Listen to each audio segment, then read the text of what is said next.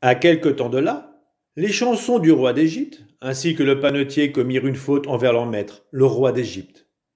Pharaon s'irrita contre ces deux dignitaires, le grand échanson et le grand panetier, et il les fit mettre au poste de garde, dans la maison du grand intendant, au lieu même où Joseph était prisonnier. Le grand intendant les confia aux soins de Joseph, qui fut attaché à leur service. Ils demeurèrent un certain temps au poste de garde.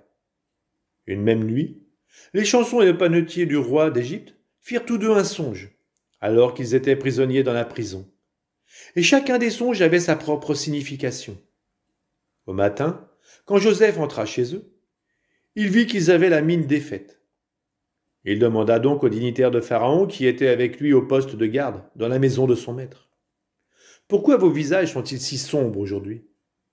Ils lui répondirent, nous avons eu un songe.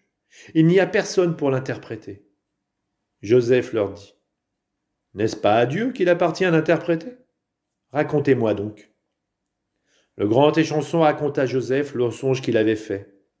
J'ai rêvé qu'une vigne était devant moi. Elle portait 3 sarments. Elle bourgeonnait, fleurissait, puis ses grappes donnaient des raisins mûrs.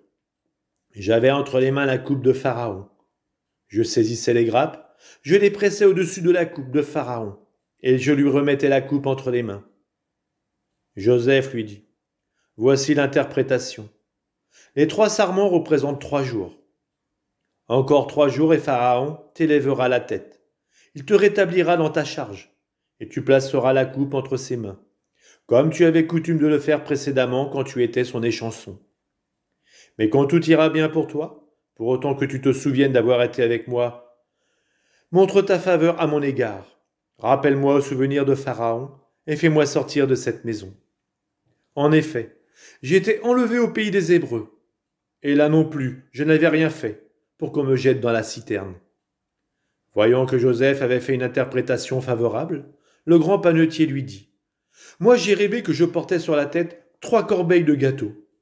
Et dans la corbeille d'au-dessus, il y avait tous les aliments que le panetier fabrique pour la nourriture de Pharaon. Et les oiseaux picoraient dans la corbeille au-dessus de ma tête.